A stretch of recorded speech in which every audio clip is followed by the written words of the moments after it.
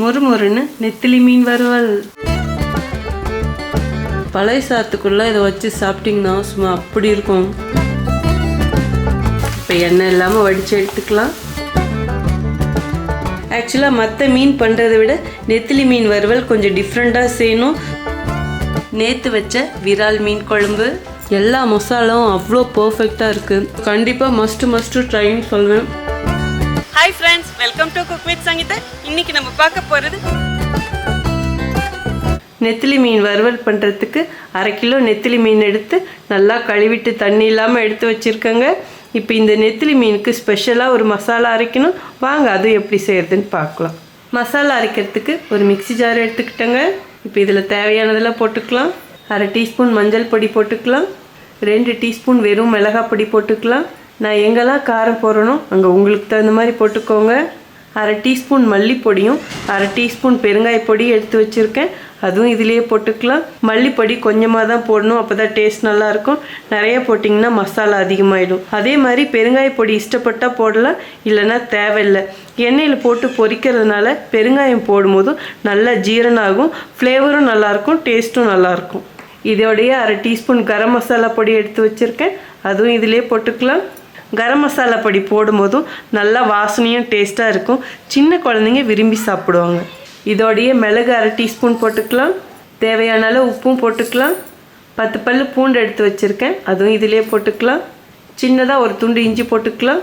Even நீங்கள் இஞ்சி பூண்டு பேஸ்ட் வேணால் கூட போட்டுக்கலாம். அப்படி போடணும்னு நினச்சிங்கன்னா 1 டீஸ்பூன் போடுங்க. சின்ன வெங்காயம் 3 எடுத்து வச்சுருக்கேன், அதுவும் இதிலே போட்டுக்கலாம். இதிலே ஒரு 4-5 கருவேப்பிலை இலையும் போட்டுக்கலாம். இப்போ இதில் கொஞ்சமாக தண்ணி ஊற்றிக்கலாம். ஜஸ்ட்டு ஒரு 2-3 டீஸ்பூன் ஊற்றுங்க போதும். இப்போ இதை அரைச்சி எடுத்துகிட்டு வந்துடுறேங்க. இந்த மாதிரி கொஞ்சம் கொரகொரப்பாக அரைச்சிக்கணுங்க. இப்போ அரைச்ச மசாலாவை அப்படியே ஒரு பக்கம் வச்சுடுங்க. இப்போது சுத்தம் பண்ணி வச்சுருக்க நெத்திலி மீன் எடுத்துக்கோங்க. இப்போ தேவையான மசாலாலாம் போட்டுக்கலாம். 1 டீஸ்பூன் எலுமிச்சை சாறு எடுத்து வச்சுருக்கேன், அதையும் இதிலே ஊற்றிக்கலாம். எலுமிச்சை சாறு ஊற்றும் போதும் நல்லா இந்த மீனை சாஃப்ட்டும் பண்ணிவிடும், ருசியும் நல்லாயிருக்கும், மீனும் உடையாமல் இருக்கும். எலுமிச்சை பழ சாறு இல்லைன்னா சின்னதாக ஒரு துண்டு புளி எடுத்து மசாலா அரைக்கும் போது அதோடையே சேர்த்து அரைச்சிக்கோங்க. இப்போ இதை அப்படியே நல்லா மிக்ஸ் பண்ணி கொடுங்க. இதுதான் ஃபஸ்ட்டு கோட்டு. நம்ம ஏற்கனவே உப்பு போட்டு அரைச்சிட்டோம் மசாலாவில். சப்போஸ் அப்போ உப்பு போடலை, நீங்கள் இப்போ இதோடு சேர்த்து உப்பு போட்டு மிக்ஸ் பண்ணிக்கலாம். இந்த அளவுக்கு மிக்ஸ் பண்ணால் போதுங்க. இதுலேயே 1/2 டீஸ்பூன் சோம்பு போட்டுக்கலாங்க. சோம்பு எண்ணெயில் போட்டு பொரிக்கும் போதும் மொறுமொறுன்னு வாசனையாக சூப்பராக இருக்கும். அதே மாதிரி சோம்பு உங்களுக்கு இப்படி முழுசாக சாப்பிட பிடிக்கலன்னா நீங்கள் மசாலாவோடையே சேர்த்து அரைச்சிக்கலாம். 1 கட்டி பூண்டு தட்டி வச்சுருக்கேன், அதுவும் தோலோட, அதுவும் இதிலே போட்டுக்கலாம். நல்லா பொரிஞ்சு வரும்போதும் நம்ம இந்த மீனோடு சாப்பிடும்போது மொறுமொறுன்னு பூண்டு டேஸ்ட்டு நல்லாயிருக்கும். சப்போஸ் உங்களுக்கு அப்படி பிடிக்கலன்னா நீங்கள் ஈவன் இதை தவிர்த்துக்கலாம். ஸ்பெஷலாக அரைச்ச மசாலாவும் இதிலே ஊற்றிக்கலாங்க. இதோடையே தேங்காய் எண்ணெய் 1 டீஸ்பூன் எடுத்து வச்சுருக்கேன், அதுவும் இதிலே ஊற்றிக்கலாம். சப்போஸ் உங்களுக்கு தேங்காய் எண்ணெய் டேஸ்ட் பிடிக்கலனா நீங்கள் நார்மலாக யூஸ் பண்ணுற ஆயில் 1 டீஸ்பூன் ஊற்றிக்கோங்க.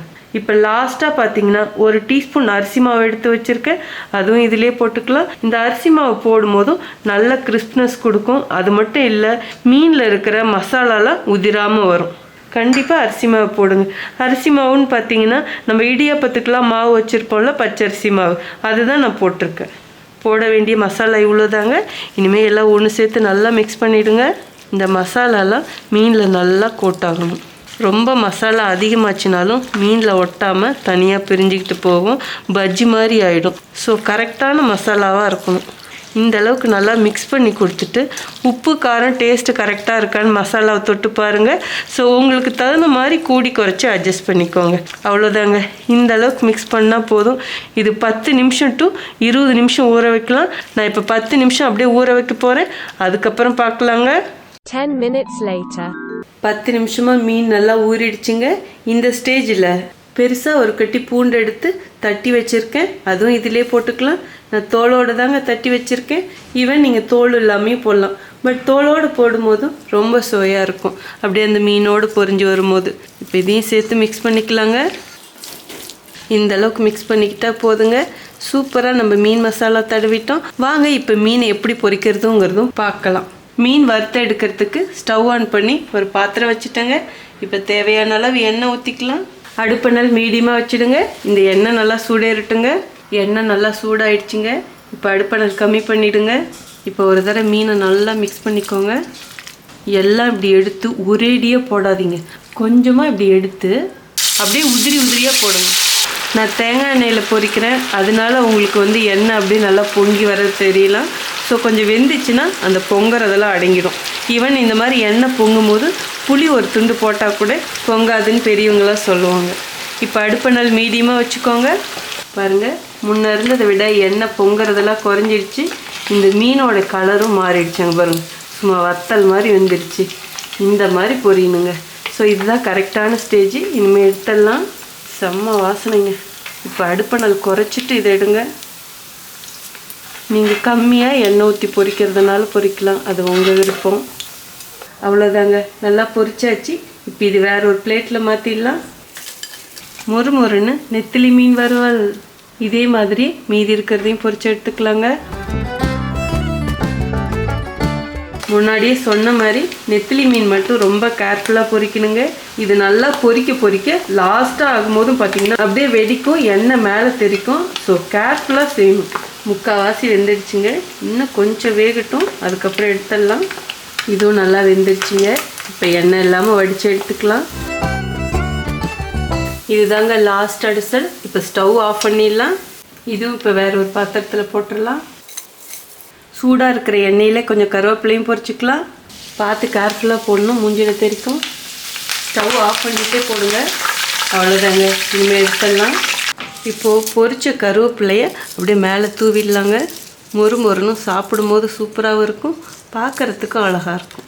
சூப்பராக மொறுமொறுன்னு நம்ம நெத்திலி மீன் வறுவல் ரெடி ஆயிடுச்சு. இப்போ எப்படி இருக்குன்னு டேஸ்ட் பார்க்குறதுக்கு முன்னாடி உங்களுக்கு தேவையான டிப்ஸ் கொடுத்துட்றாங்க. ஆக்சுவலாக மற்ற மீன் பண்ணுறதை விட நெத்திலி மீன் வறுவல் கொஞ்சம் டிஃப்ரெண்ட்டாக செய்யணும். ஸோ நான் போட்ட மசாலா வச்சே உங்களுக்கு தெரிஞ்சிருக்கும். ஓவராகவும் மசாலா இருக்கக்கூடாது, அதுக்கு தேவையான அளவு இருந்தால் போதும். அதே மாதிரி இதில் நான் போட்ட ஒவ்வொரு பொருட்களும் அவ்வளோ ஒரு வாசனையும் டேஸ்ட்டும் கொடுக்கும். ப்ளீஸ் அப்படியே ட்ரை பண்ணுங்கள். இதுக்கு மெயினாக டிப்ஸ்ன்னு பார்த்தீங்கன்னா நம்ம மசாலா உதிராமையும் செய்யணும். ஸோ அரிசி மாவு போட்டிங்கன்னா மசாலா உதிராது. இன்னும் உங்களுக்கு கொஞ்சம் நல்லா பைண்டிங் கொடுக்கணும்னு நினச்சா நீங்கள் 2 டீஸ்பூன் மைதா கூட போட்டுக்கலாம். ஓவராக அரிசி மாவு போட்டிங்கன்னா ரஃப் ஆகிடும். ஜஸ்ட்டு கொஞ்சமாக நான் சொன்ன அளவுகளோடு மட்டும் ட்ரை பண்ணுங்கள். அதே மாதிரி இந்த மீனை நல்லா டீப்பாக ஃப்ரை பண்ணணும், அப்போ தான் உங்களுக்கு நல்லா கிறிஸ்பியாக கிடைக்கும். இங்கே பாருங்களேன், அப்படியே இப்படி உதுத்து விட்டா அப்படி பாருங்கள் இப்படி வரணும். அதே மாதிரி இந்த பூண்டு இருக்குது பார்த்தீங்களா, அதையும் நீங்கள் உதுத்தா அப்படி பொல பொலன்னு போகணும். இங்கே பாருங்களேன், அந்த அளவுக்கு மொறுன்னு இருக்கும். பூண்டை சாதாரணமாகவே சாப்பிட்டாலே ருசியாக இருக்கும். அதை இவ்வளோ மசாலாக்களோட எண்ணெயில் போட்டு பொரிச்சிங்கன்னா அவ்வளோ ருசியாக இருக்குங்க. அதே மாதிரி இதில் இருக்கக்கூடிய கருவேப்பிலை அதுவும் நல்லா அப்படியே மொறுன்னு இருக்கணும். ஸோ இந்த ரெசிபியை பொறுத்த வரைக்கும் மொறுன்னு இருக்கணும். அதுக்கு நீங்கள் நல்லா டீப்பாக ஃப்ரை பண்ணணும். அதுக்குன்னு தீயை விட்டிங்கன்னா கசப்பாயிடும்.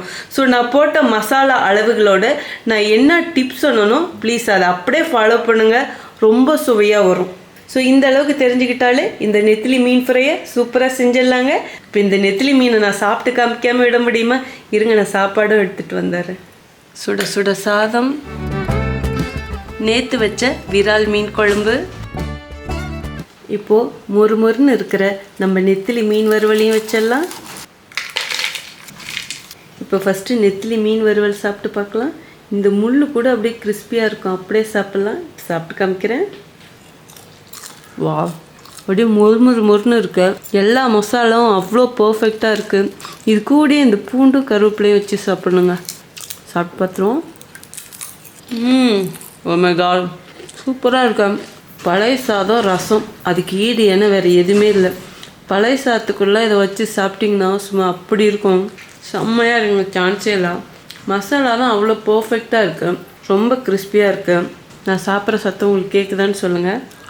வா, உங்களுக்கு தெரியுதா? சூப்பராக இருக்குது. கண்டிப்பாக இதே மாதிரியே ஃப்ரை பண்ணி பாருங்கள், எந்த மீனாக இருந்தாலும். அடுத்தது நேற்று வச்ச பழைய மீன் குழம்போடு சாப்பிட்டு காட்ட போகிறேன். அது இன்னும் வேறு லெவலில் இருக்கும். இதோடையே ஒரு பீஸ் மீன் வறுவலும் வச்சுருவோம். சாப்பிட்டு பார்த்தலாம். செம்மையாக இருக்குது. மீன் குழம்போடு சாப்பிட்றதுக்கு சொல்லுமா என்ன? ஸோ கண்டிப்பாக மஸ்ட்டு ட்ரைன்னு சொல்லுவேன். நீங்களும் இதே மாதிரியே செஞ்சு பார்த்துட்டு எப்படி இருக்குன்னு சொல்லிட்டு கமெண்ட் பாக்ஸில் சொல்லுங்கள். ஸோ உங்களுக்கும் இந்த ரெசிபி பிடிச்சதுன்னா ப்ளீஸ் மறக்காமல் ஃபஸ்ட்டு ஒரு லைக் கொடுத்துருங்க. ரொம்ப ரொம்ப பிடிச்சதுன்னா உங்கள் ஃப்ரெண்ட்ஸ் அண்ட் ஃபேமிலிக்கு ஷேர் பண்ணுங்கள். நீங்கள் இது வரைக்கும் எனக்கு கொடுத்துட்ருக்க அன்புக்கு ஆதரவுக்கு ரொம்ப ரொம்ப நன்றி. உங்களுக்கு என்ன ரெசிபி வேணுமோ ப்ளீஸ் அதுவும் கமெண்ட் பாக்ஸில் சொல்லுங்கள். இதே மாதிரி அடுத்த ஒரு ஸ்பெஷல் வீடியோவில் சந்திக்கிறதுக்கு முன்னாடி ஒரு ஹம்பிள் ரிக்வெஸ்ட் இருக்குது. ஃபேஸ்புக்லேயும் நமக்கு குக் வித் சங்கீதா பேஜஸ் இருக்குது. ப்ளீஸ் அதுவும் அப்படியே லைக் பண்ணி ஃபாலோ பண்ணிக்கோங்க. அடுத்த ஒரு ஸ்பெஷல் வீடியோவில் உங்களை சந்திக்கிறேன். Until then, see you. Bye bye. Love you all.